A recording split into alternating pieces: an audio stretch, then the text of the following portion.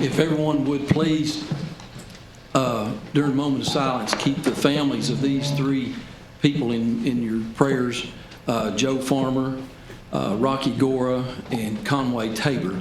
Those are all three employees that we have lost in the last few weeks. Thank you.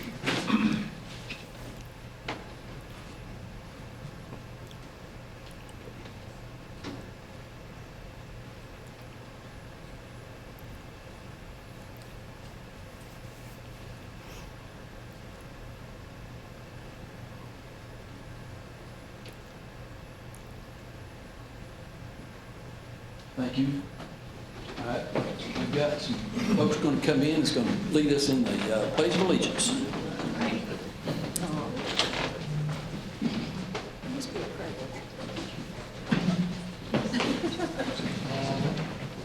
So we have with us tonight a wonderful group. We have the Feel Up to Play 60 from Crab Orchard Elementary School, and they are going to lead us in the Pledge of Allegiance. I pledge allegiance to the flag of the United States of America and to the republic for which it stands, one nation, under God, indivisible, with liberty and justice for all. Thank you so much. We have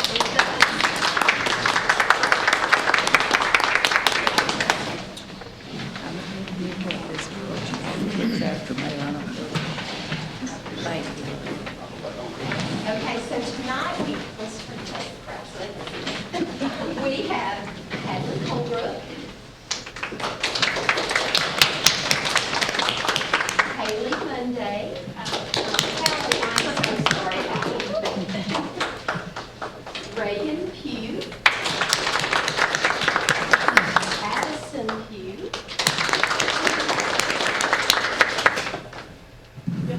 okay, we have Jaden Redwine,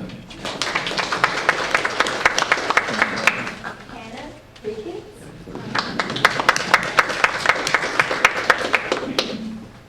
Alexis Young,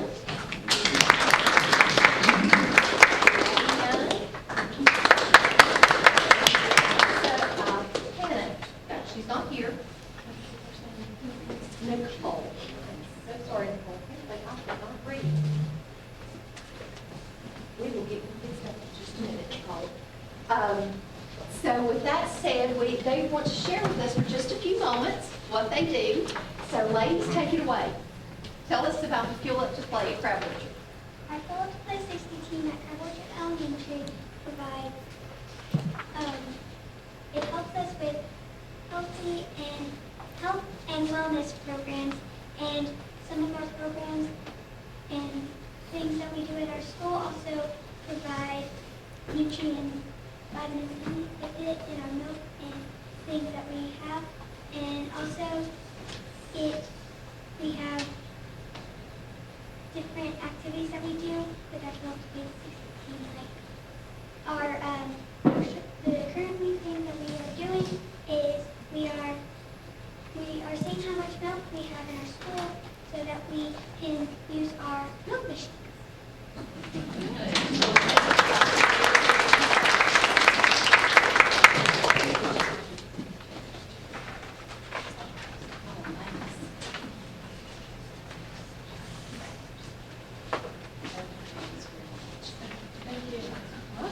Thank you, girls. Thank you.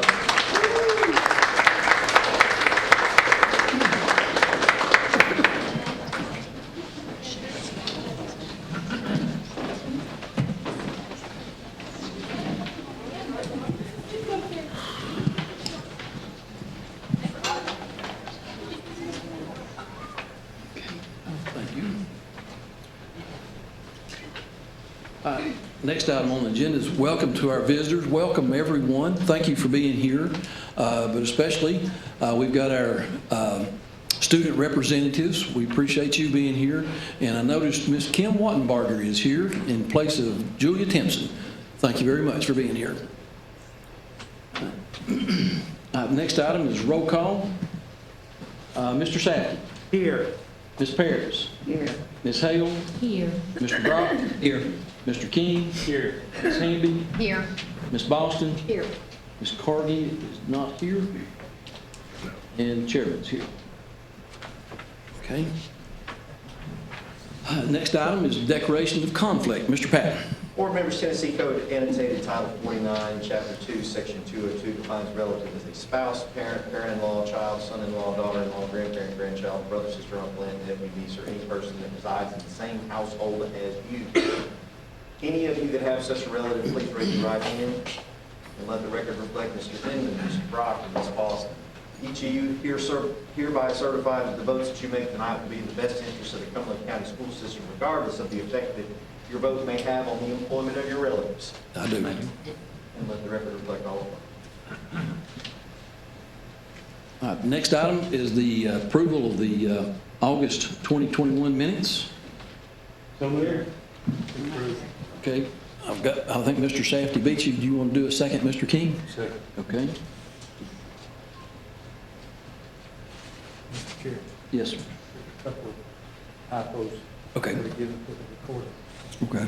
except for those. Mr. Safety, Yes, I approve. approved with the corrections. Yes, sir. Okay. All right. Okay. All right. All in favor say aye. Aye. Any opposed? Motion carries.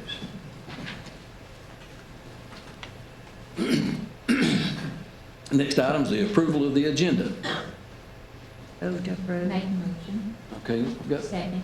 okay, got Ms.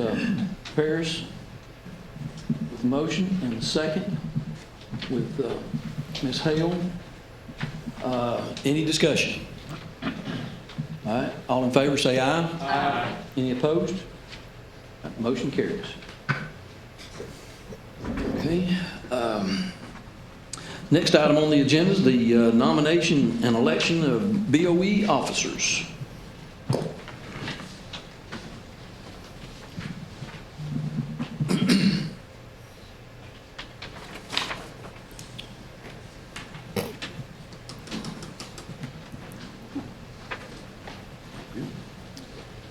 Okay, the first one will be for board chairman.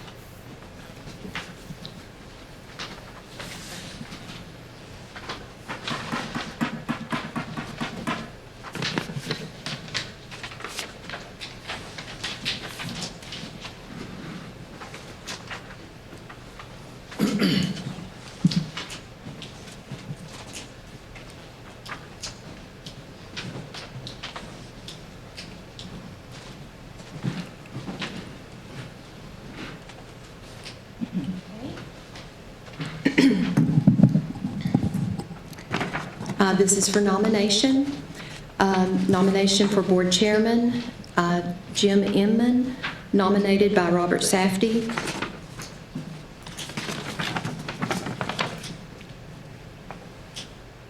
Pass by Ms. Teresa Boston. Ms. Teresa Boston, nominated by Rebecca Hamby.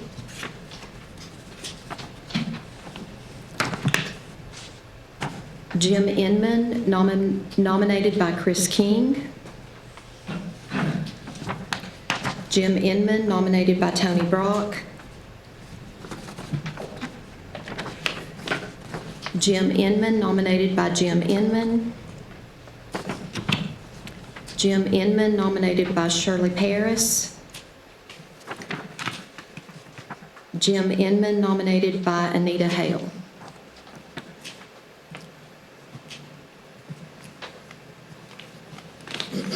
I'll respectfully withdraw. Okay, all right, thank you. Then we won't need to do the election then, correct? Okay, So, No, You have to do the election. we have to do the election, okay. but we can do it. We did- don't well- have to do it silently, you know, you could just, You can, and I've withdrawn my name. Well, we'll do it with the papers. I remember last year, we didn't do the It was election. unanimous for one, and so we Yeah. didn't redo the paper since it was Yeah. unanimous. Well, But it's okay. You still have to have an election. That's all right. We'll do it. Yeah, just write it down. Yeah, no problem.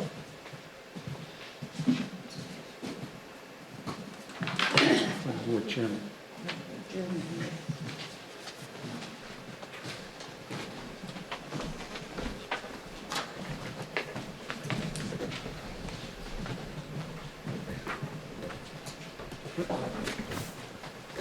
Rita, might come down. You got one? Thank you, yeah.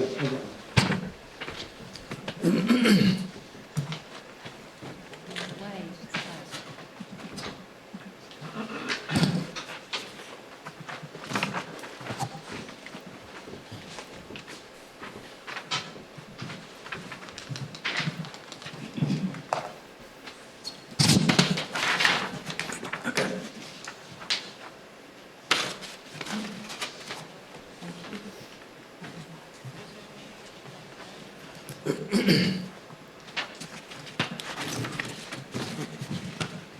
Okay, so for the election of board chairman, Jim Inman by Jim Inman, Jim Inman by Robert Safdie, Jim Inman by Anita Hale, Jim Inman by Shirley Paris,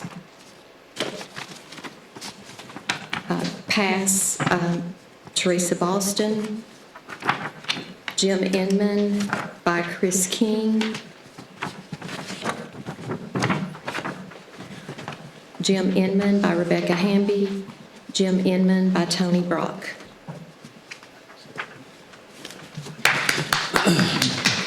Thank you. I appreciate it. I appreciate your vote of confidence. And, once again, I'll tell you right up front, I'll make mistakes, but we'll get through it. All right? I just want to say, if that situation does come up again, you can elect by acclamation. Robert's rules does allow that. Okay. And so if you run into another situation like this in that process, then somebody can move to elect by acclamation. There's only one nominee. Okay. Thank you, Mr. Patton. Yes, sir? Next will be Vice Chair.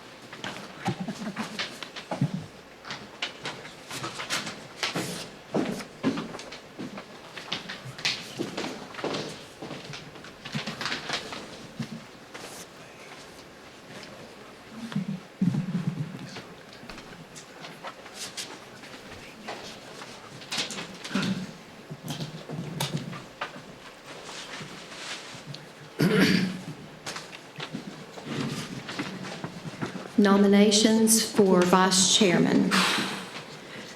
Stace Cargie by Chris King.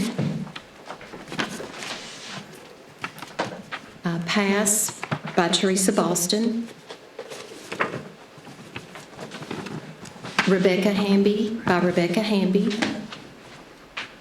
Stace Cargie by Shirley Paris. Rebecca Hamby by Anita Hale. Stace Cargie by Robert Safdie. Stace Cargie by Jim Inman. Stace Cargie by Tony Brock. I respectfully remove my name, Okay. and I make a motion that we vote by acclamation. Okay. Do I hear a second? Okay, I've got Mr. King with a second. All in favor, say aye. Aye. Any opposed? Okay. Ms. Cargie will be vice chair.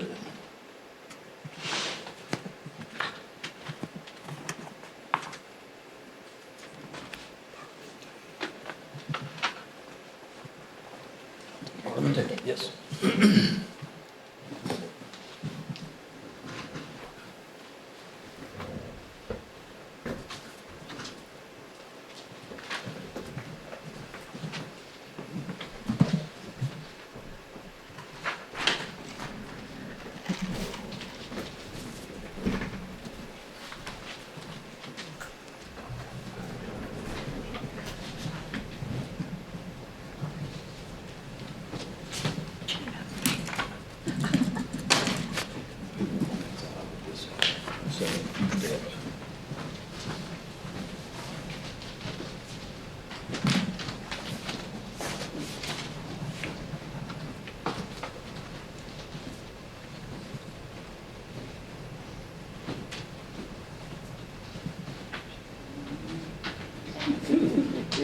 Okay, Tracy.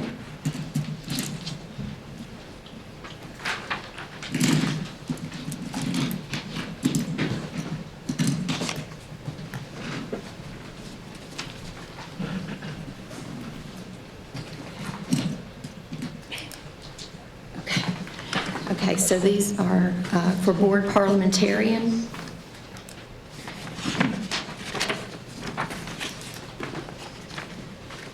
Chris King by Anita Hale.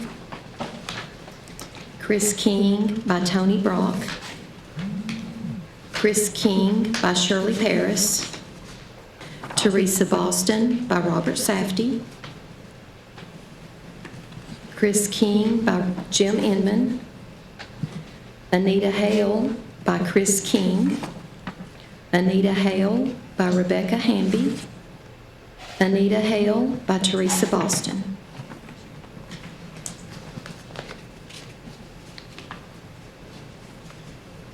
I didn't keep up with If you don't want to go on, you can say that you would like I to removed remove. my name. it. Okay. So was Kristen one? Miss Boston and Miss Hale and Mr. King. You had to vote. So, Yes, we had to vote for Teresa also, okay, right? so we'll, Oh, I'll withdraw my name. oh, I didn't realize. okay. Yeah, you had one in there. So- I'll remove. but thank you. Okay. So Ms. Hale wants to withdraw, so do I hear any? I make a motion, we approve by acclamation. Okay, Mr. Chris King? King. Okay, do I hear a second? Second. All right, all in favor, say aye. Aye. Any opposed? Okay.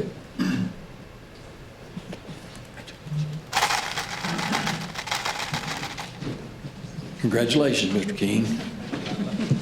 Yeah. No, for sure.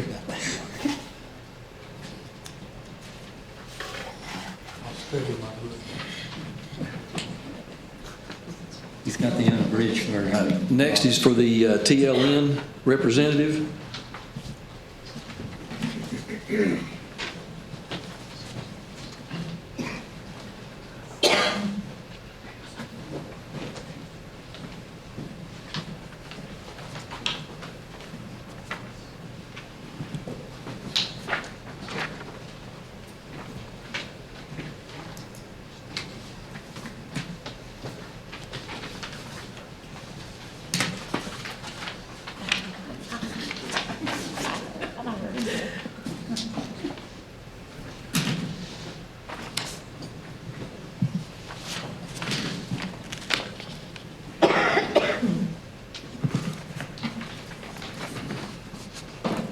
Okay, so for TLN representative, Teresa Boston by Anita Hale.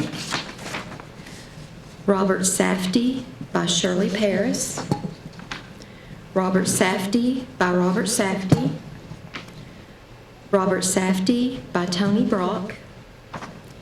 Robert Safdie by Jim Inman. Robert Safdie by Teresa Boston. Tony Brock by Rebecca Hamby. Robert Safdie by Chris King.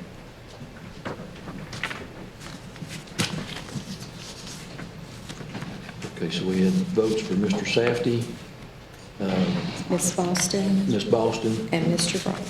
and Mr. Brock. I'll withdraw my name. Mr. Chairman, I withdraw my name as well. Okay. I believe that leaves Mr. Safety, and I will make a motion that we pass by acclamation and all nominations cease. Second. I believe we did this last year the same way. Thank you. All right, all in favor say aye. Aye. All right.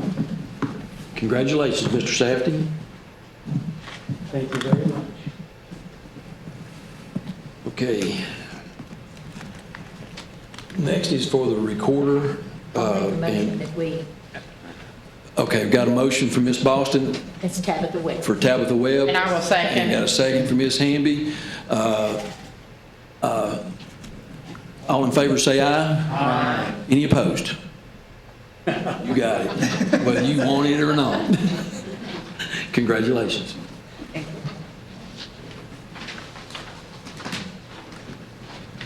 Okay, the next item on the agenda is the community comments.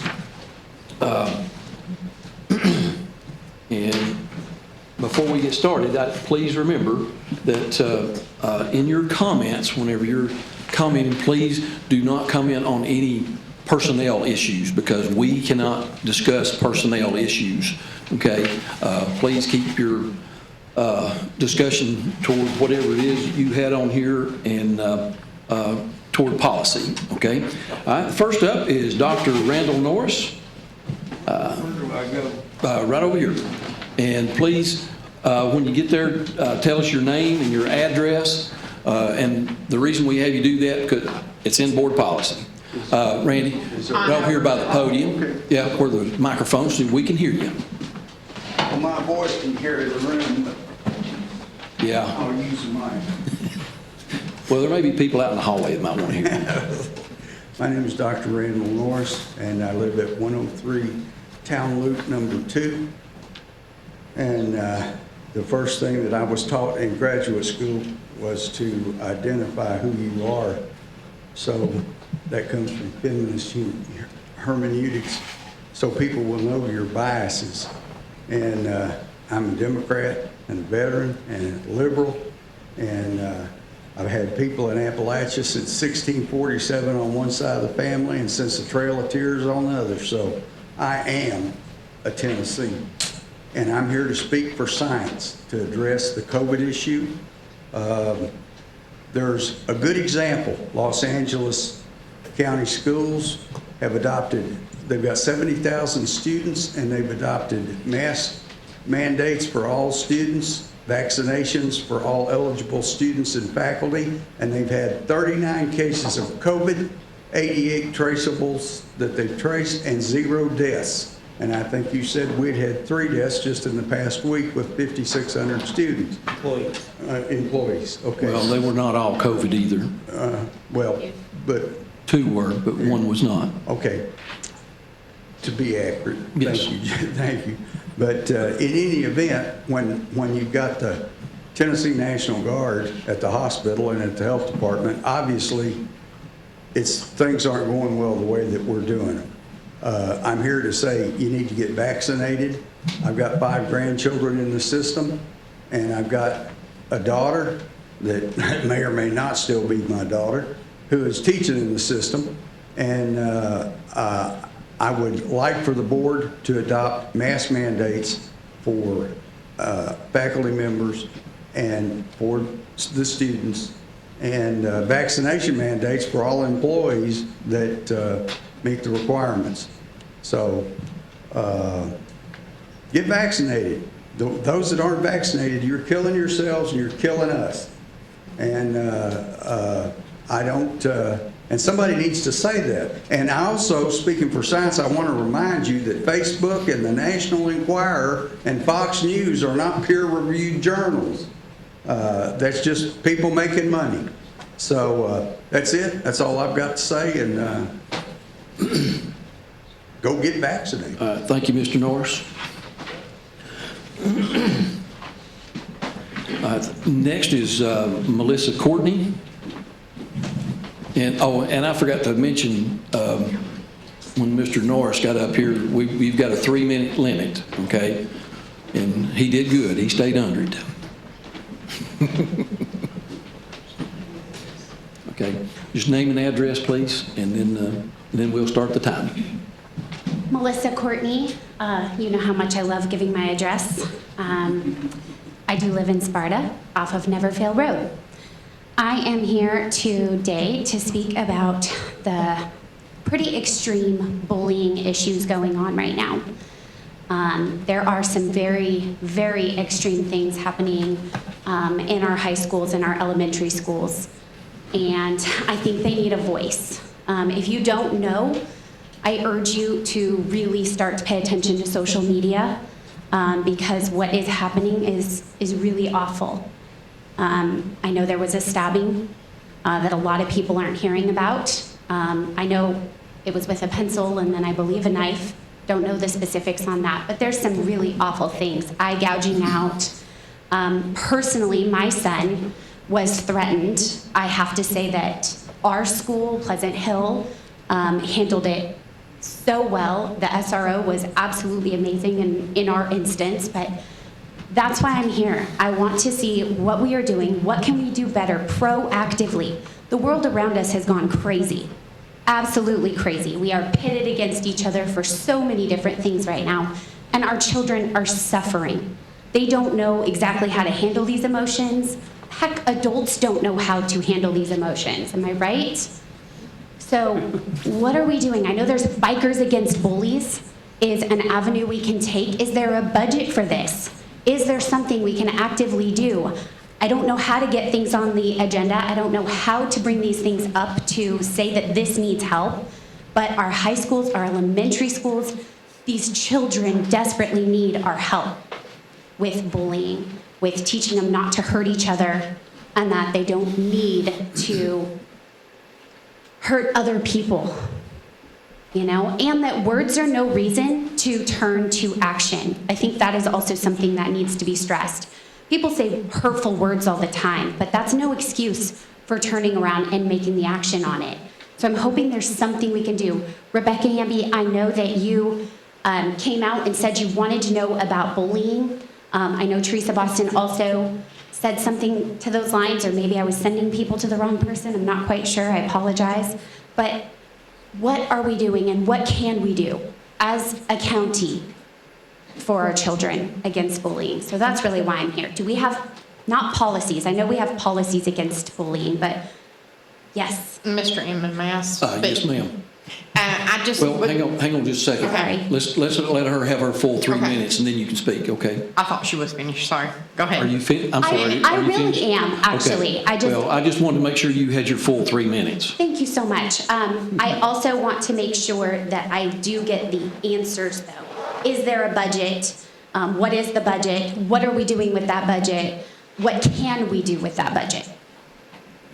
Now, Ms. Hamby. Okay, what I'd like to say is, for one, we are trying to be proactive with stopping the bullying. Of course, there is always going to be situations. That's just a given. But the main thing that everyone needs to know is, if your child was messed with, you go to the principal or vice principal. That is your first step. If it is an action that you feel like your child is threatened, their life is threatened, then you involve the SRO or the police department. That is your very first steps. Mr. Magnuson here is another step to go. And then you go on up the chain. And then that's the only way we're going to be able to be proactive, is to go up the chain and let everyone work. And keep in mind that just because you don't see things happening, and we discussed this at the meeting, the safety meeting, just because you don't see something happening doesn't mean there's not action being taken, because what's going on with the bully or the one that is doing the threatening cannot be brought out to the public, because they have their rights for privacy also. So just keep in mind that is, it may look like a lot of times that nothing is being done, but as you go on, you're going to see that your child is less and less scared or less and less messed with, which would indicate that steps have been taken. We do have the Bikers Against Bullies involved. They are going to work with us and try to come up with solutions and ideas to help. As far as a budget goes, we don't have a specific budget for bullying. We have a safety budget, but it all kind of ties in together. But that doesn't mean that steps won't be taken, or if something came up where money was concerned, it could be taken to the budget committee. Okay. We've had a bullying program, I guess you'd call it, for many, many years. I know Mr. Magnuson is in charge of that, and you might want to get with him and get more specifics. Okay. I just want to say one more thing to that. I just want to make sure we're not just dealing with the bullies once the actions have already happened, the proactiveness of eliminating more bullies, helping them younger, starting them younger. We have counselors that we are trying to involve in that also. Okay. To try to eliminate or figure out why they are bullying, because a lot of times there's an underlying cause. Okay, Okay. thank I'm you. thinking more like assembly, you know? Yeah, thank you, Ms. Courtney. Thank you. Next is David Stout.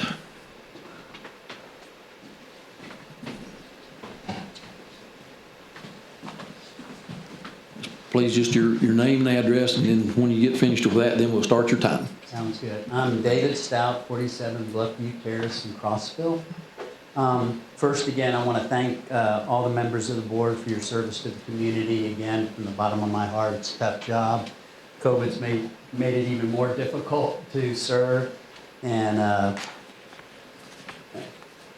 remain focused on your primary and overriding responsibilities, which is educating our students in the core values of knowledge, skills, critical thinking, and citizenship that will make them more productive citizens, as our goal states up there, and allow them to pursue the American dream. I do have a few suggestions on how you might better serve your community. Don't get dragged into the weeds with endless mask mandates and requests and COVID scare tactics. You are not a medical board, and our state government has issued clear guidelines in this regard. I commend Chairman Inman for keeping this contentious subject off the agenda and hope it will be enforced in future meetings. COVID has become a political football, and opinions abound on how it should be addressed from various, quote, experts everywhere, most of whom have been wrong as many times as they've been right. Stay out of that arena as much as you possibly can. This board gave itself a very poor review in its last review. That's unfortunate. What will you do differently to improve that on your next review?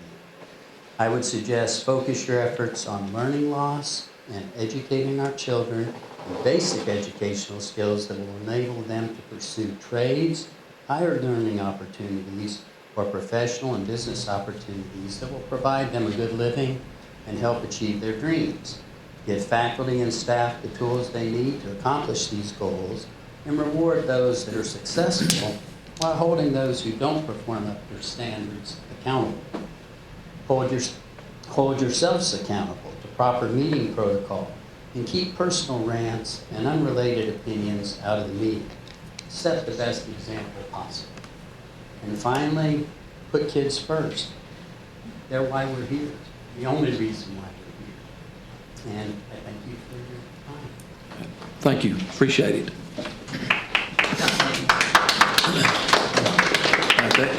That concludes our community comments. Next on the agenda is the acknowledgement of elected officials. I don't see any. Is there anybody I'm missing? Okay, all right, guess not. Next on the agenda is the school board reports, the TLN report. Mr. Safety.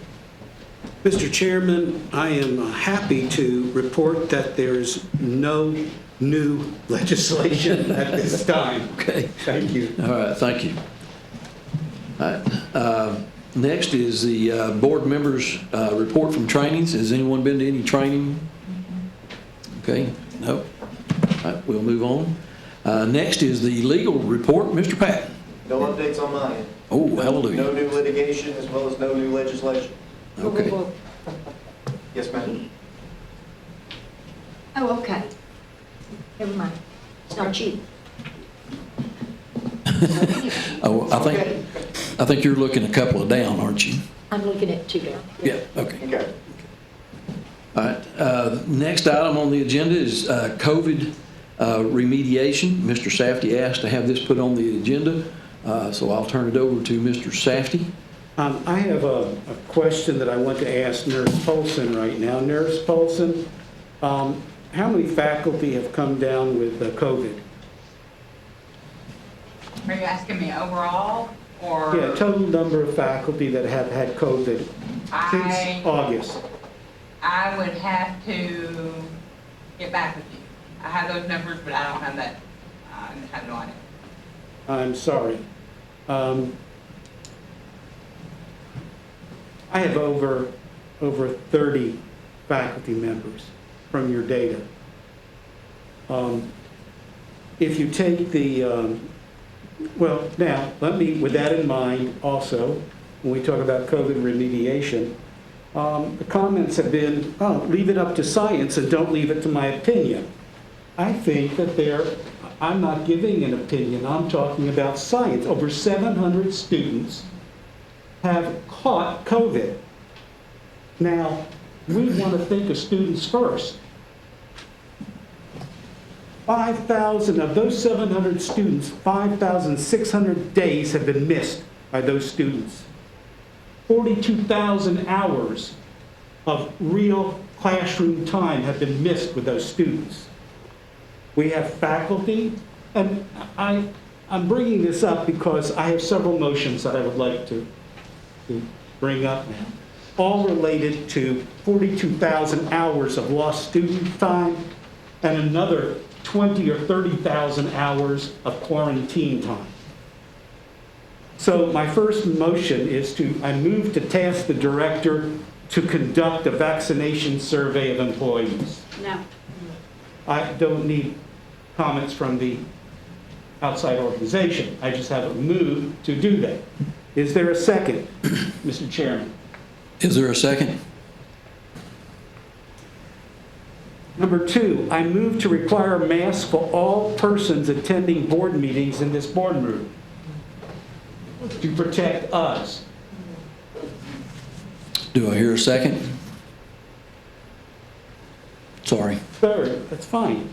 I move to require students entering nursing clinic at each school to wear masks to protect the nurses. Do I hear a second?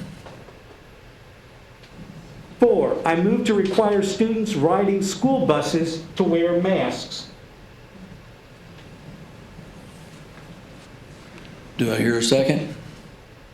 5, I move to task the director to develop and implement a plan to promote employee vaccinations and report to the board steps taken to promote vaccinations among employees.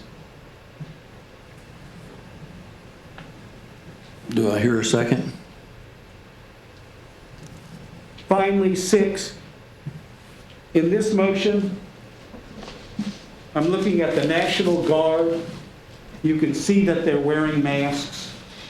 Last board meeting, I made my concern that for field trips, students were not, faculty sponsors were not paying attention to social distancing.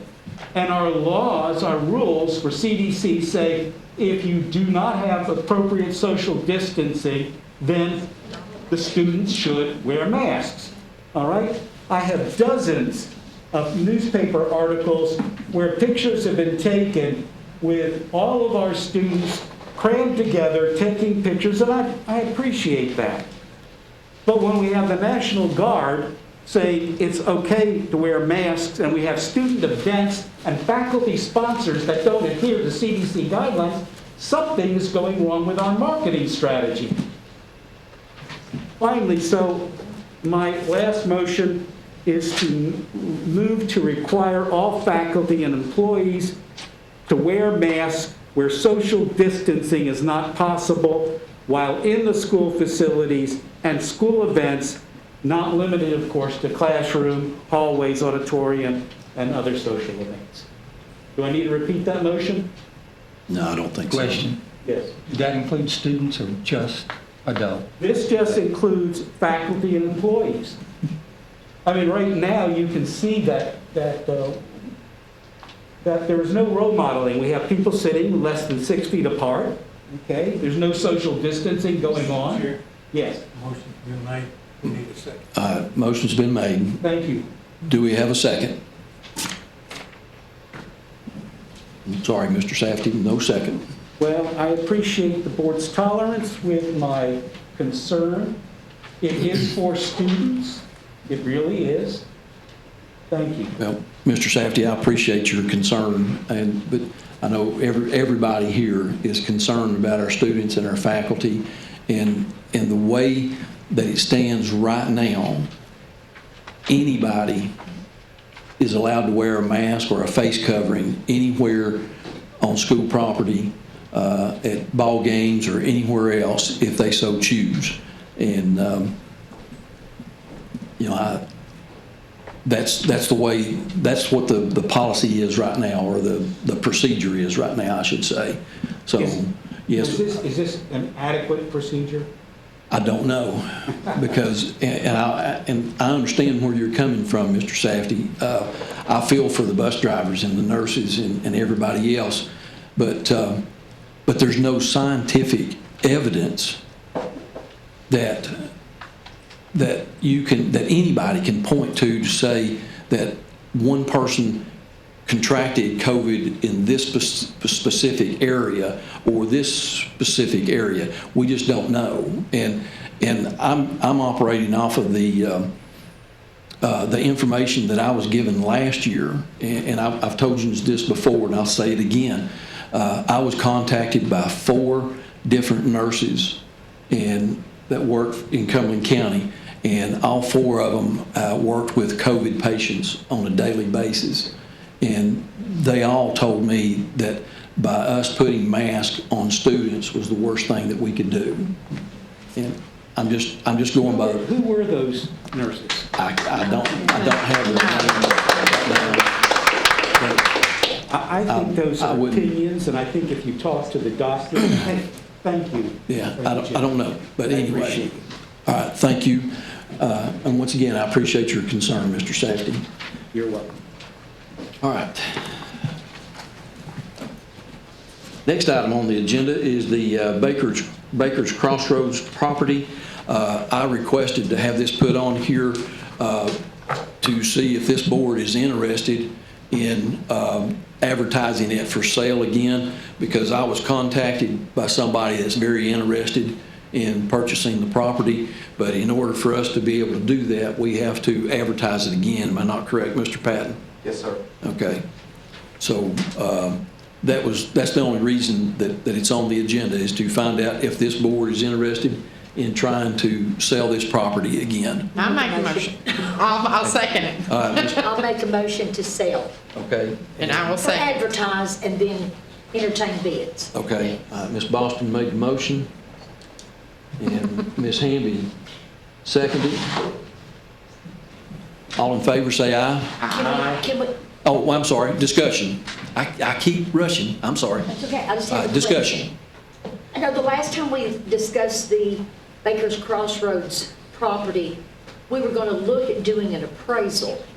Did we get an appraisal we did, on that? What was yes. the appraisal value?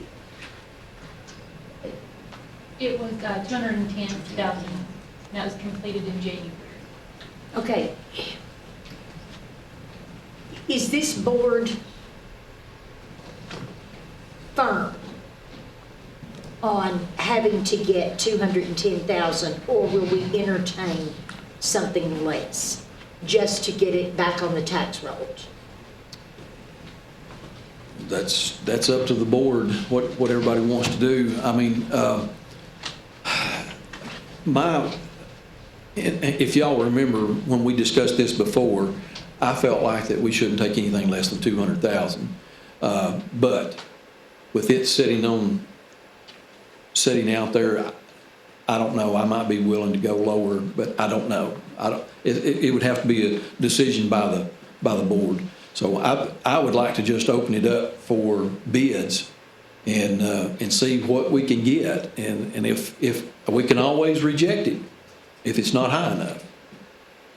And I do know that the last time we put it out, I think the highest bid was something like $66,000. It was not even entertained. Yeah, no, there was no way we were going to do that. So. Okay, that's it. That's all I had. Okay, so we've got a motion to put it out to bid again. How would you like this worded, Mr. Patton? The motion? Yeah, well, you're going to be the one having to do this. Do you want it to be sealed bids, or do you want it to be just, how did you do it last time? I can't remember. He didn't do it last time.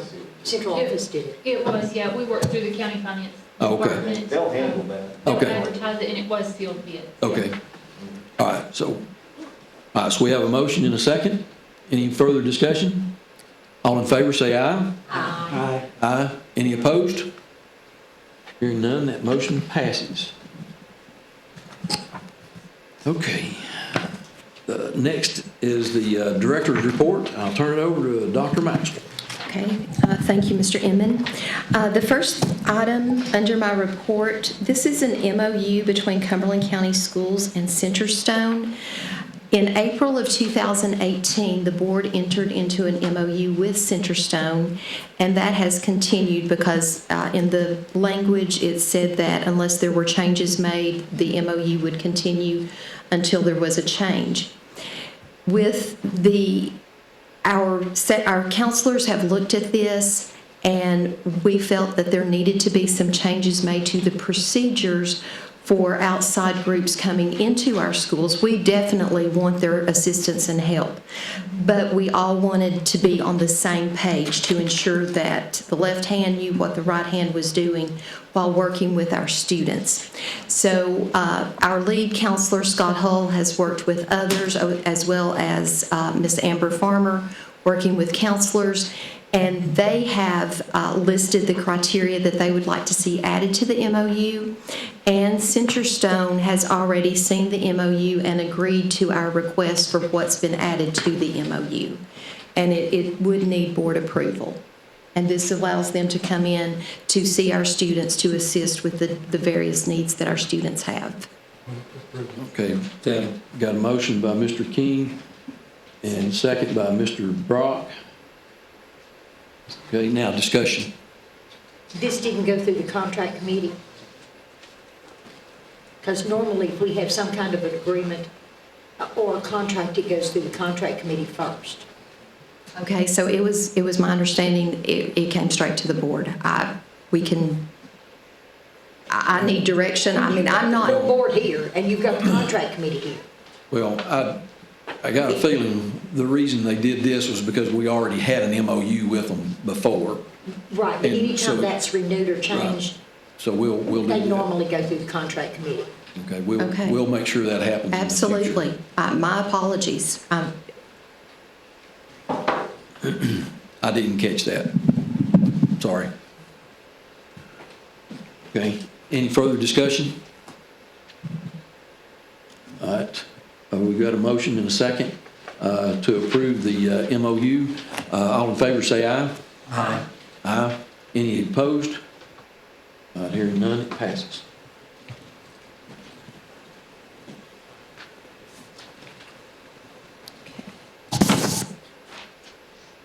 The next item that we have, the CTE residential house. This is the CTE house that has been constructed at CCHS. And this is a request from Dr. Maddox, the CTE director, to advertise the house.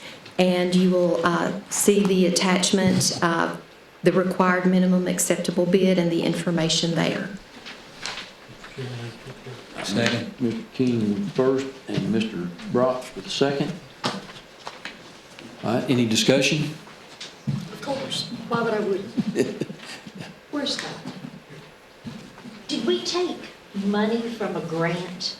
Or where did we get this money to build this? The money that comes from the construction of the home comes from our equipment and supply money that we get through Perkins. Okay, so it comes from the Perkins grant? Yes. Okay, is that where the money will go back? Now, the money, once we have spent the money, we take that money and we turn around and buy another package. Okay. I just need that clarified. Well, actually, it takes us more than a year to build it, but we just reinvest it right back into it. And actually, I think that's where the money came from, because the house is being built prior to my arrival. So we just reinvest that money into another house package. Okay, perfect. That's it. Any further discussion? All right. All in favor, say aye. Aye. Any opposed? Motion passes. Okay, the next item that we have is the ESSER 2.0 budget, just so that we have approval of the budget and clear guidance to go forward with ESSER 2.0. This is the most current budget, as with all the federal budgets that we have. It has been updated since the board approved it in May.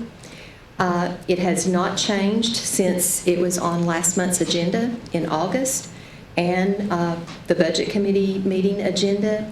We've got some exciting projects that we are looking forward to getting started with your permission. Playground equipment, and those are some examples that were in your packet the last couple of months, and and also bleachers and other items that were included in the budget, and we just need your approval of the budget to move forward so that we can get this in the hands of kids, or get kids on the play equipment. Move to approve. Got a motion to approve by Mr. Brock, seconded by Mr. King. Now, discussion. Thank you.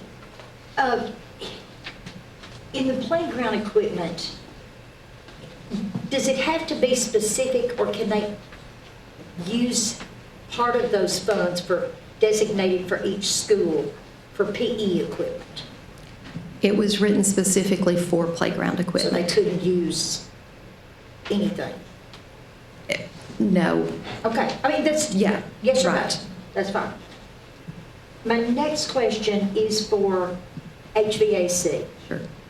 Since 2017, we have spent approximately 1.2 on HVAC. That does not include our 5-year plan, which we always put $100,000 in. So that's closing in on $2 million that we've already spent. It is proposed that we spend another 1.4.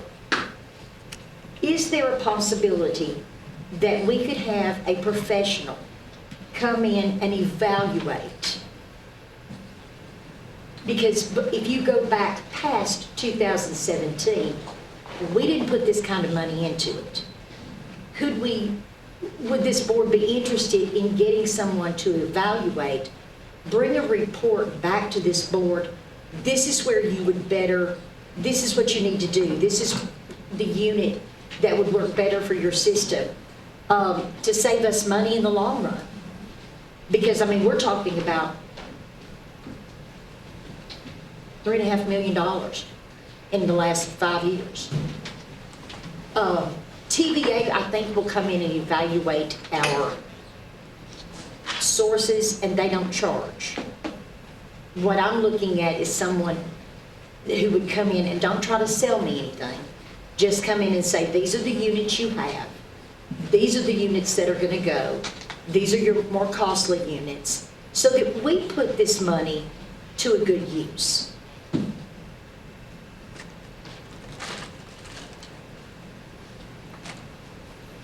Connie, did your motion. Would you be interested in? No, I would not. You would not? No. Okay. Teresa, are you saying that, well, first of all, let me ask the director, where did you get these estimates from? So these estimates were provided to us by the maintenance department, the people who work in our schools with these units.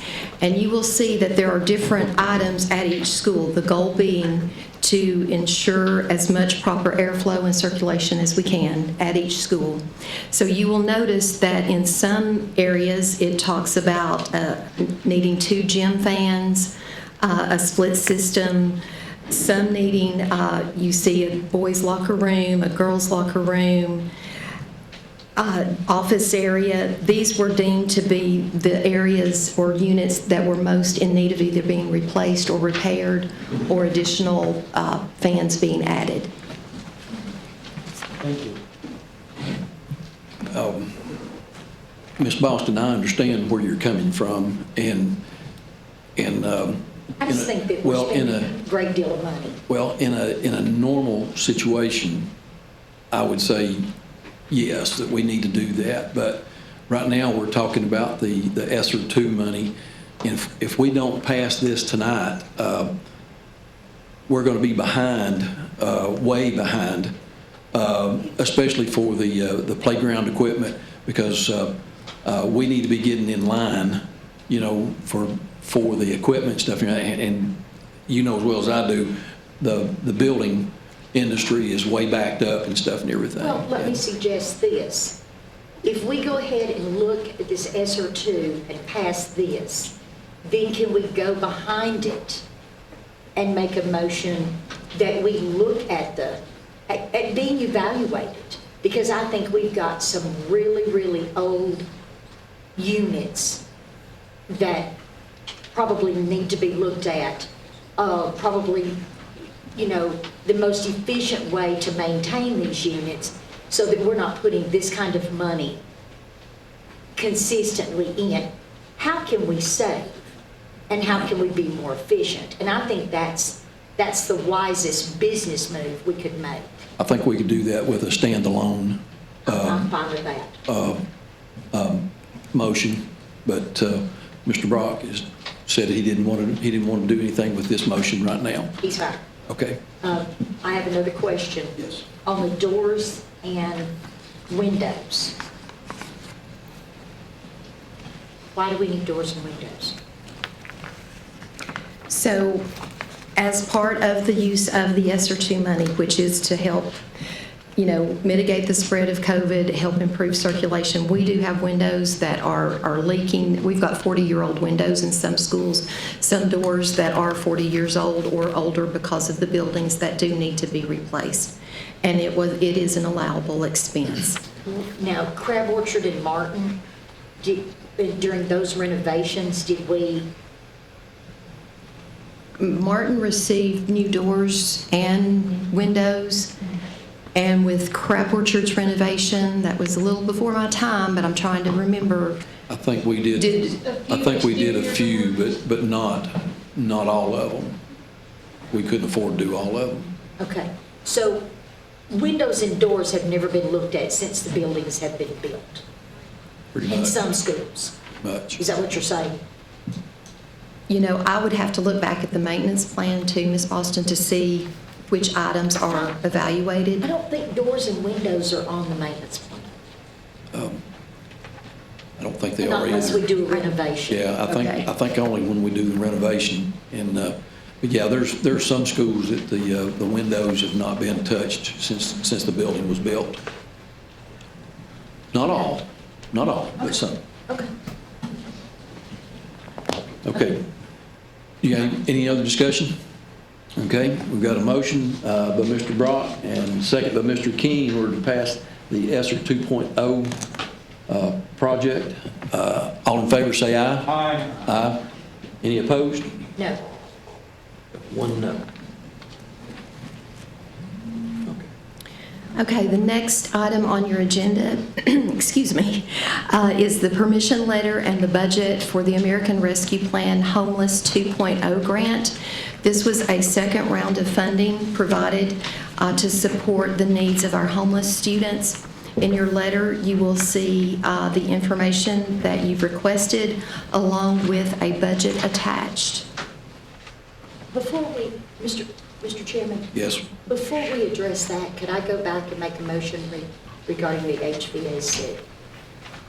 Or do you want it on next month's agenda? Mr. Parliamentarian, since it's not on the agenda, do we need to discuss it? You can bring it as an old business. Old business? Okay, we can do that. Okay. All right. Now, back to the homeless grant, 2.0 grant. Do I hear a motion? Move to approve. Okay.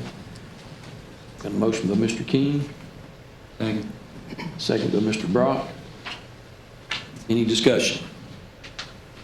Is this a new grant? I don't think, It is. Oh, It was just released. okay.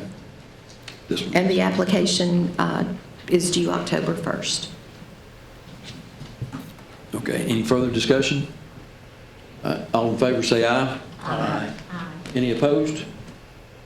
Hearing none, motion passes. The next item, we have our 21st Century Community Learning Centers grant. This is a grant that Cumberland County has been very fortunate to have for many years now.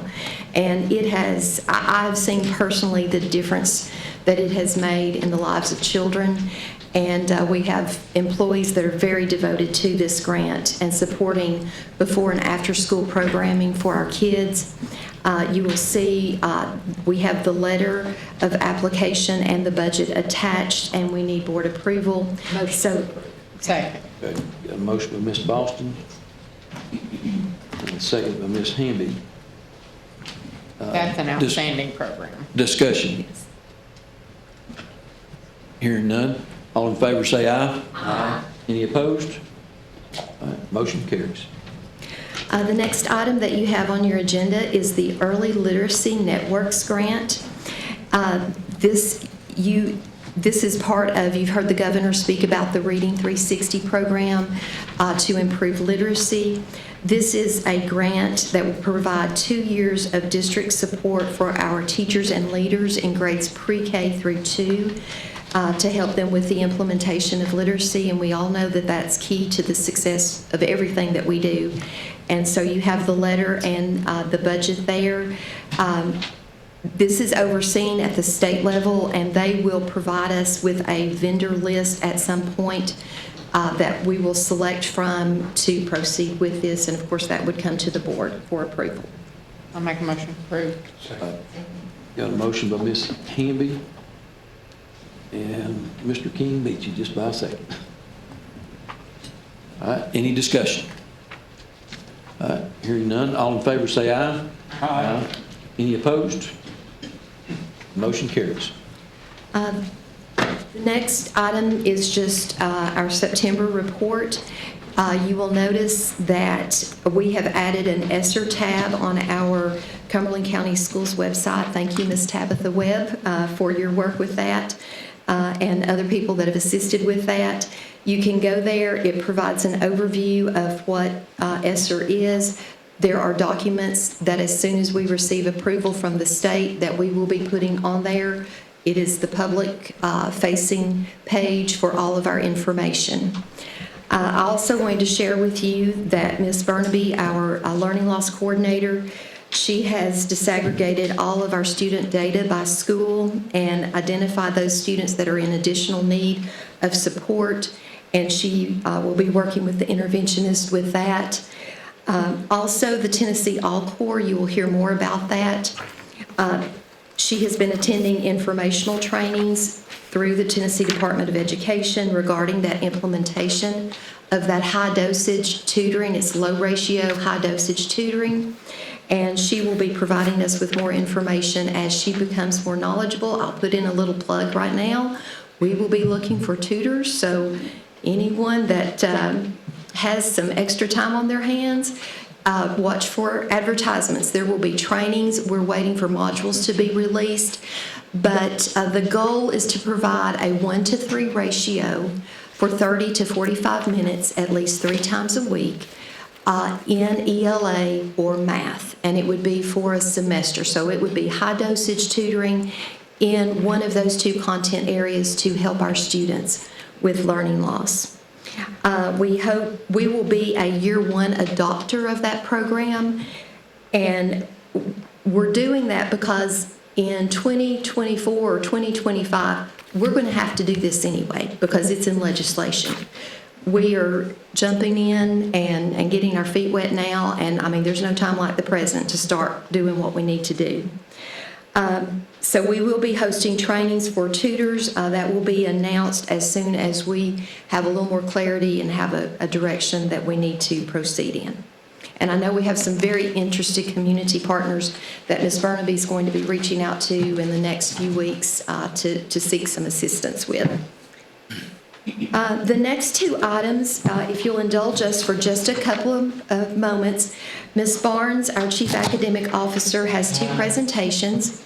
The first one is about our learning loss summer camps that were hosted in the summer, and then she will do a 2020-2021 data presentation. So Ms. Barnes, I'll turn it over to you. Thank you. The summer learning camps, we had 4 host schools: Crab Orchard, Brown, Martin, and Stone. Originally, we sent out 1,400 invitations. We had 490 students enroll. So you can see there was lots of engineering and STEAM activities going on. Each school, we will have, if you look at Brown, I've done every school the same, so you can see the total enrollment for that school, as well as the percentage of students that increased in ELA or math, maybe went down a little bit, or did not have data. And the reason that they maybe didn't, the reason they fall in that non-pre or post assessment is because they didn't take one of those assessments, either due to the fact they had a vacation plan, so they didn't get started the first week, or they had to miss the last week when testing was going on, basketball camps, other things going on, because it was summer.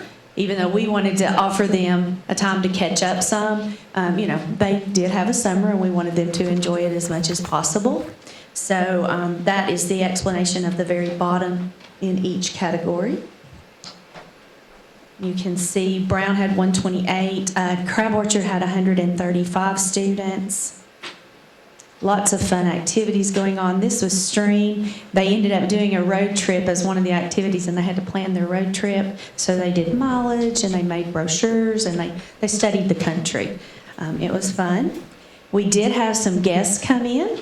Meteorologist Mark came and visited one class. Oh, you should have seen them watching him with all of his clouds and his stories that he read to them. They loved it. It was really a good time. Yes. Martin Elementary, we had a total of 137 students attend. And Stone Elementary, we had 90. It was a little lower, but that's okay. Part of our attendance, if you notice, we had 4 sites. But if you really look across our county, busing is how our kids get to school for the most part. And we didn't have as many bus routes to run in the summer, so we had to depend on parents and grandparents and family members getting them there. So that probably did hurt some of the enrollment. And a bus route, if you're going from one end to the next, we do have a limit of time that a student can be on a bus. So that was a little bit of a hardship for us. Hopefully next year we can overcome.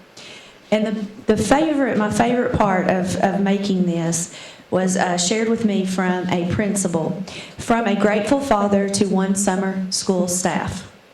These last few weeks have been completely different. He has loved school, made friends, and when he got positive teacher notes, he was beaming. He asked me if he could do summer school next year. I cannot thank you enough. And that is our why. That's why we do what we do every day. So, any questions? Miss Darcy Barnaby is going to head up summer school next year, and I'll help her. But that is her baby. So, all right. Thank you. I hope we have more people interested in working and being with the kids. I saw many teachers that when we were walk down the hall and visit, and they were just like, "This is so much fun," because it's not the normal routine. So it was just fun for them. So. All right, the data presentation from 2021. We will cover achievement, growth, chronic absenteeism, ready graduate data, graduation data, and district and school determinations. Testing during a pandemic. It was quite different. We had in-person learners. They were paper-based tests for all grade levels, and they just tested as normal. We had remote learners, which we had to take a test when they came back from either quarantine or isolation. And then we had virtual learners who were asked to come to our buildings and test, and if they wanted to test separate, they were allowed to. If they chose to test with their class, they could. But those were the three options that we had to deal with during testing. And I think sometimes, I know in the fall with EOCs, that's about what my face probably looked like, and Miss Harrelson's, when we were testing. So, achievement, TCAPs and EOCs. Achievement is a single snapshot in time. It's what you get that day. This student, this day, is what they know. Okay, so the ELA, and what I've done on every bit of the achievement is I compared it to 2019 to 2021. Because if you remember, we shut down in March of 2020, so we didn't have data that year. We did drop some. That is to be expected when you didn't have them in school from March until August. We lost a little bit, but achievement we lost. But wait until you see growth. There are good data. Do you have any questions about the elementary ELA? Math is the same. We did the 2019 to 2021 comparison. Any questions? Science, we didn't have data previously, so this is what our students did. They were on track and mastered in science last school year. And we're all going to jump on Brown's bandwagon and see what in the world they're doing, right? Yes, that's fantastic. For social studies, the percent of on track and mastered looks about like your math and your reading. And please remember that your social studies teachers, as well as your science teachers, I mean, math is math too, but we have got to focus on our ELA, on our literacy, because then that plays into these two subject areas as well. So hopefully what we're doing in ELA will come over in the science and social studies. High school achievement, English 9. It's broken down into the district and your 3 high schools, and these are our on track and mastered. Phoenix did not have enough in the groups to get data. You have to have a certain amount of students to test, and as you know, most of the time there's not a large group of freshmen at Phoenix, so that's why you notice that that one's a little lower. They don't have data. English 10.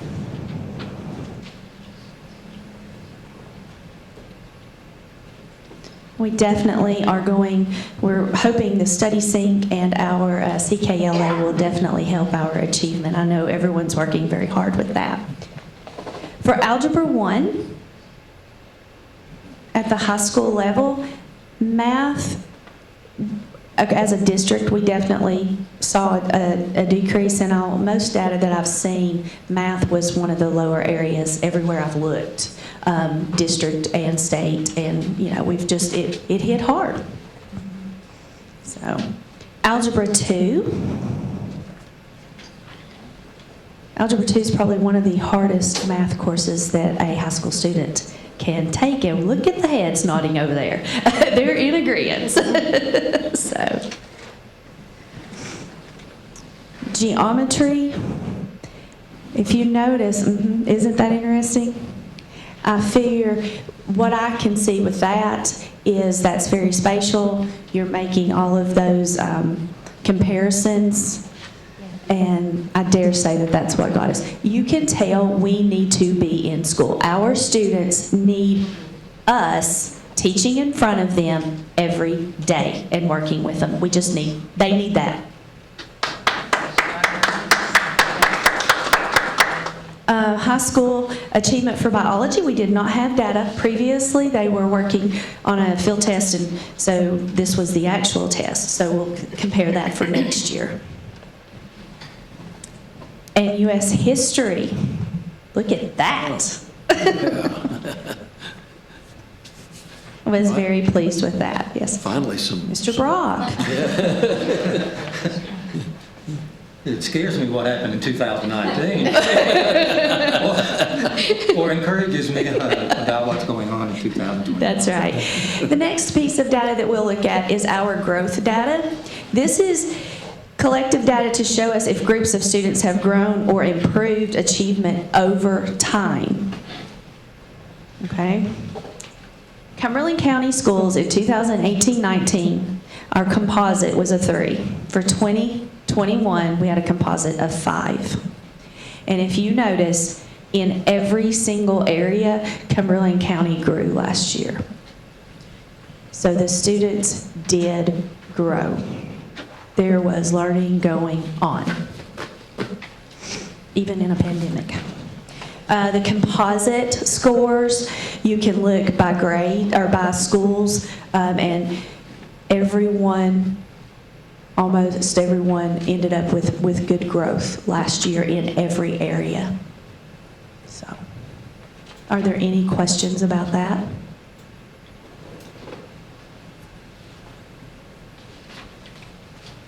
Those were elementary, and we have our high school TVAS growth. Much improvement. Any questions? Just commend our teachers for doing an awesome job. Well, you know, Work is always awesome. between our teachers and our students, I definitely say in what we've been through since March of 2020, they need a round of applause. And the parents too, because they had to do a lot of it. So, chronically out of school is chronic absenteeism, and that is the percentage of students who are absent from school 10% of the instructional day. And the center of this slide, you're going to see what the percentage was, all grades, K through 12th, and that would be 23%. And then we have broken it down from K-8 and then 9th to 12th grades. Ms. Barnes? Yes. Yeah, the chronic absenteeism, would you please explain what the state considers chronic absenteeism? How many days they have to miss, or BOE? It's 10%, so that would be 18 days. 18 days. Mm-hmm. Okay. At one time, was it close to 10? Or am I just 10%. It was 10%. I guess that's where I got the 10. We do the 5 days in the first semester and the 5 days in the second semester with parent notes. I don't know if that's where you got the 10. Maybe. Maybe. But I just want everybody to know that the state tells us that they're chronic absenteeism if they've got 18 days, but unexcused. No, oh, sorry. Actually, if they're excused or unexcused at 18, we get an F. They're chronically out of school. Okay, and every one of them is excused. Okay, and see, I see that as a problem because your kid gets mono, and they're automatically going to be considered unless they go homebound. Correct. Or if they have which needs a doctor's recommendation. Right. But kids, if they get the flu first semester and then they get something else the second semester, they're going to miss 18 days, and they don't have any control over that. No. But I just want everybody to know what the cutoff is. Thank you. You're welcome. Do these numbers include any of the quarantines? If they were counted present, which if we went remote or things like that, they turned in notes and we knew that they were quarantined, they were actually given credit for being present. Yes. So there might be a little bit of yes smidgen. yes. That we can credit back to the pandemic. Mm-hmm. Yes. Okay. I'm going to, on the next slide, this is district and schools. And I kind of want to give, I noticed last year, I did the 2019 to 2021 because it was a full year, okay? But I thought when I was looking Homestead, 2020, when we went home in March, they were 8.8. And this, on the graph, if you look at 2021, they're 8.7. So I told Mrs. Evans, I said, hey, you maintain pretty good, even during a pandemic. But that's where we stand if you compare the 2 full years. And some of them, I mean, chronic absenteeism is very bad. We try to avoid missing school if possible, but some of them maintained kind of where they were at in 2019, and that's good, considering what we went through. Ready graduate indicator for our high schools, the percentage of students in the graduating cohort who earn the composite score, a composite score of 21 or higher on the ACT. They've completed 4 EPSOs, completed 2 EPSOs and an industry certification, or just completed an industry certification, complete 2 EPSOs, and scored a 31 or higher on the ASVAB. So those are the options. Those are the ways that they can earn the Ready Graduate Indicator.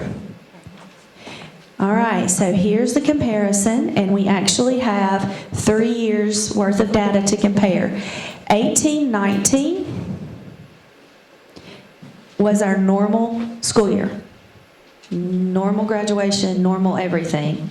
You can see that it did drop a little in the year that ended in 2020, and then last year we gained some back. And I'm sure that will just be progressing within this school year.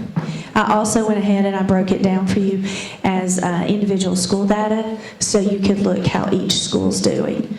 Do you have any questions on that slide?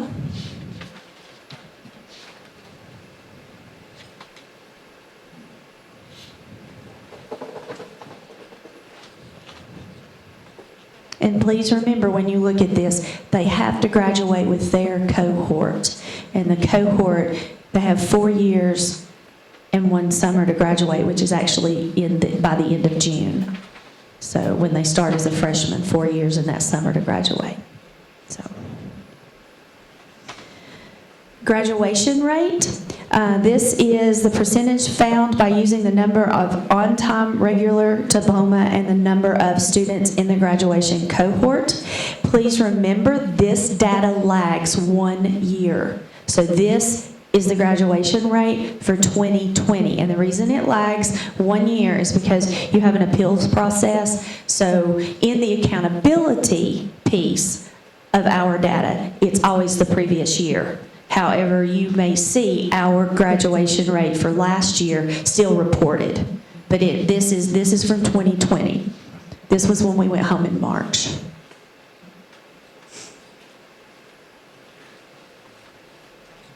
Any questions?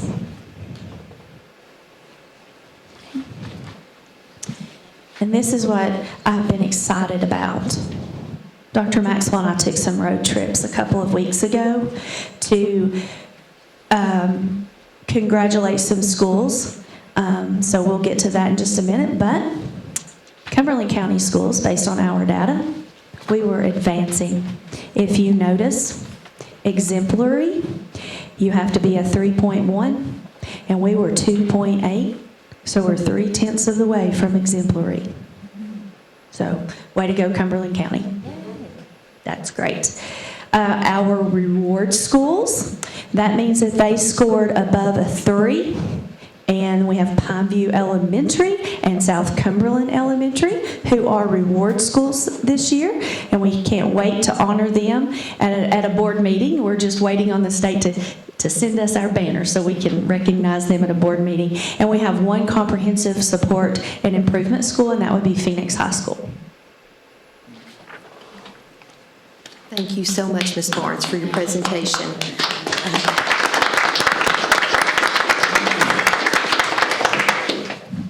I would like to say that I am so thankful and appreciative for our students. They're the ones who have persevered over the last 2 years.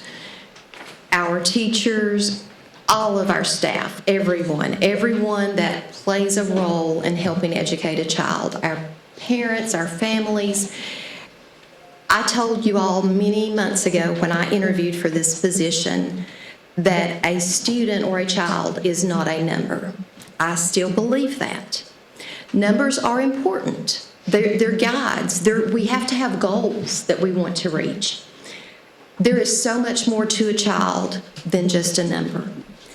But I think that we have reason to celebrate that even during a global pandemic that none of us have ever lived through, our students and teachers and all of our faculty and staff persevered, and we still showed growth. Now, would I have loved to have had better achievement? Absolutely. I want us to be number one in the state. But I am so proud of everybody's efforts, and I want us to remember that story, because there has been lots of news about data. There's going to be more, but we have goals that we want to set. But our students and our educational staff, they have done a tremendous job, and my hat's off to all of them for everything that they have worked through. So let's give them another round of applause, because they've done a great job. The next item before the FYI part of the agenda is the annual planning calendar, and it just amazes me how fast time goes by. You will see, let me get to my calendar very quickly. We will have fulfilled almost all of the September, and we will work on those items that we haven't, and we will trudge forward to October. Then you have the for your information part of the agenda. I appreciate your time. Any questions, comments? Thank you, Mr. Inman. Thank you, Dr. Maxwell. Great job. Next on the agenda is the school board committees. Mr. Brock, you're up for the approval of the first reading. We have several. I'll be glad to either give the numbers or the titles, or we'll just proceed through that. But the policy committee, along with central office staff, really worked hard, and I do appreciate everybody's input on that. And these have our recommendations for first reading. All right, since it came out of committee, it does not need a second. Is there any discussion on any of them? All right. Hearing none, all in favor say aye. Aye. Any opposed? All right. Motion carries. Thank you, Mr. Brock. Since there are no second readings, so we'll catch up with you next month on that one. Okay. Thank you, Mr. Brock. Athletic Committee, Mr. Brock, anything for us? No news this month, but stay tuned. We always have something in the works. All right. And Budget Committee, Mr. King. Yes, sir, Mr. Chairman. Tonight, I report that the Budget Committee did meet September the 21st, September the 8th, 2021. Excuse me. To discuss ESSER 2 and 3. At the meeting time, it was requested to move ESSER 3 out. We granted that.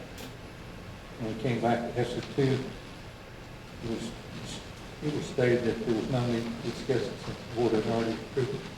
So we adjourned. Okay. All right. Thank you, Mr. King. Building and Grounds, Mr. Safety, do you have anything for us? No news this month. All right.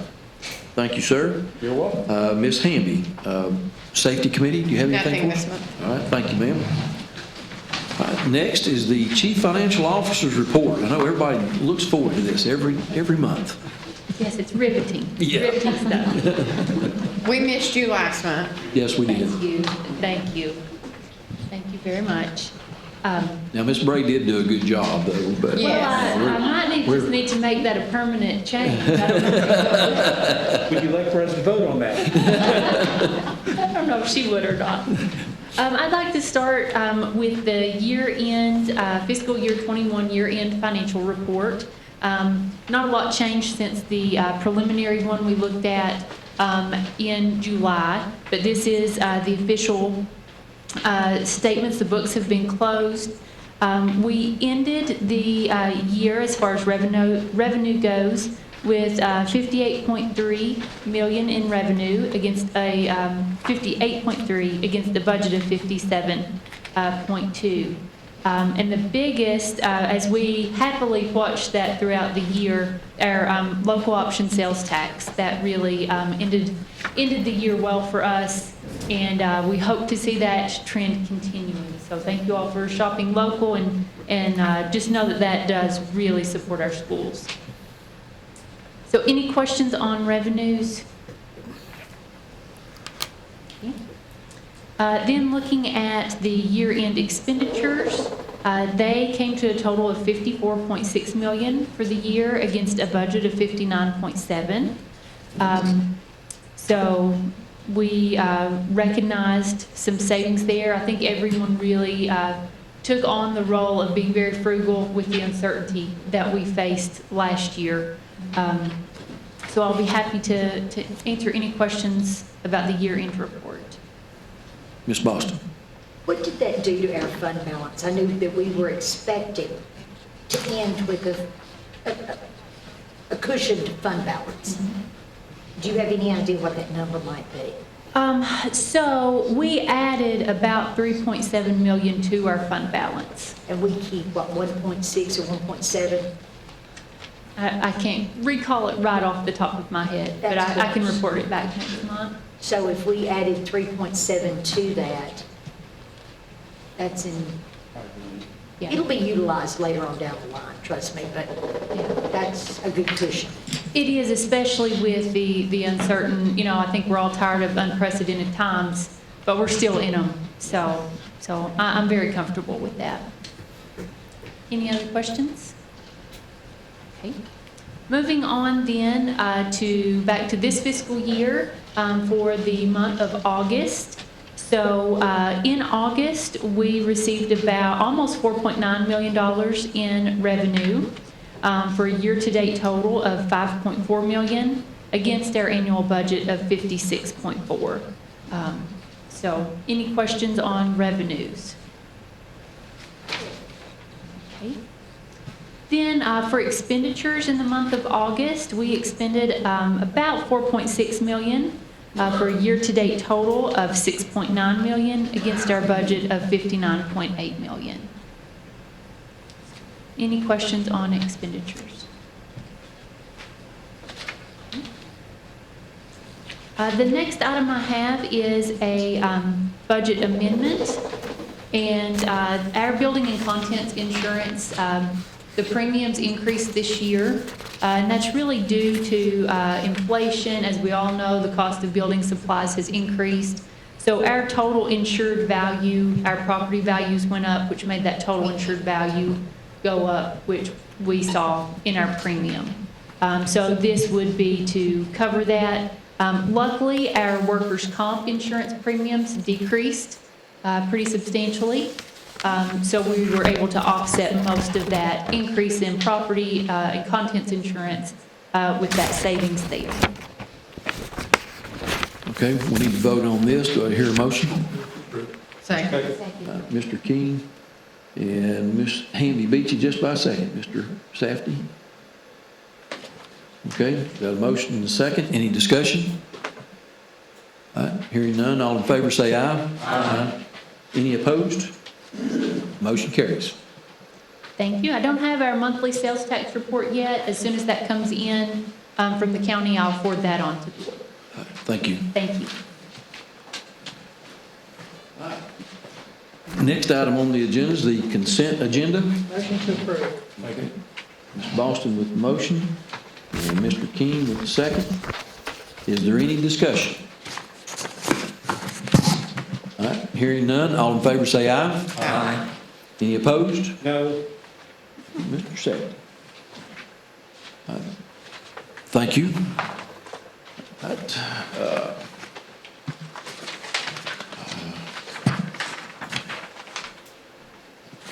Well, always get behind on after the consent agenda. Okay. Next item on the agenda is the old business. Ms. Boston? I would like to make a motion that we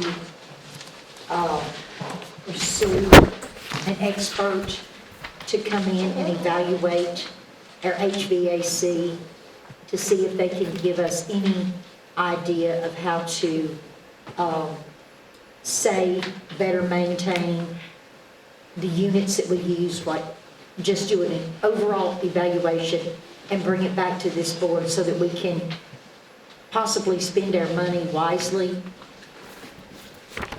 and see where we stand. Are you wanting to put that out to get, Well, I've to been ask told- people, or do you want to just look at TVA? I've been told that TVA will come in and look at it. I'm not sure what kind of a report TVA can bring back to this board, or they may just say, here it is, but they don't do suggestions. Right. I would really like someone who would give us some recommendations. If there is cost in that, we have $300,000 in the maintenance budget for HVAC. Now, I don't want to spend $50,000 to get this evaluation, but if we could get some idea of what the cost would be, and it's a reasonable cost, I would like to make that motion and get evaluation so that we know where we stand with our HVAC. Okay, so, Put that out for bid. That well, I would be a think, professional service. I think we're just basically going to ask for, let the central office staff check on getting some professional services to come in here and give us, come back to the budget committee with, if there's any Yes. budget line item added to That it. would need to be with Okay, that. yeah. If TVA, BEC can accomplish that, I'm great with that. Yeah. Well, I think this will be a good start. It's somewhere to start, and I Right. think this needs to be done, just so that we know where we are, because we spent a lot of money on HVAC. Yeah. Well, I know many years ago, Mr. Safety can help me on this one, many years ago, and Ms. Parrish. Mr. Inman, I'm going They- to second that so we can have discussion. Oh, thank you. But many years ago, we did something similar to this. And I think it was Train that we had them come in and do an evaluation, but they were trying to sell us something. I don't want to be sold it. I agree. I agree with you. I don't want anybody selling anything. I don't want anybody to sell me anything. I want somebody to come in and say, this is what you have in HVAC. These units are hard to maintain. Since we're spending this kind of money, you know, this would better serve you, and it would better serve our students and our facilities. And I think it would be well worth the time and effort to get that evaluation. Okay, Ms. Amby. Someone that is trained in commercial, Right. yes. Yes. Not just, yes, Yeah, not residential. yes. Yeah. If they'll pursue that and then get back with us, if there's going to be a cost to it, Okay. Then we can discuss the Teresa, cost. I agree, having an air conditioning, filtration evaluation by a professional without being sold the product is important. I just think that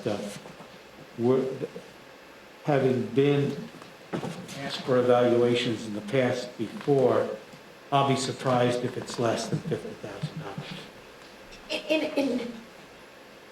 and I might have an issue with that much money. Well, Be prepared. well, we And could, I don't have a clue at what it would cost. I would really like to know if central office could pursue getting that, you know, if we can have it done at no expense, that's great. If there's going to be an expense, will that evaluation, and we'll just have to look at that evaluation, be worth what it would cost us? Yeah, we need to know what they would charge to do the evaluation, and we can visit that one. I'm good with that. right. Okay, any further discussion? All right, we have a motion by Ms. Boston and a second by Ms. Hamby. All in favor say aye. Aye. Any opposed? Motion carries. Any other old business? Well, hearing none, we'll move on. Questions from the media?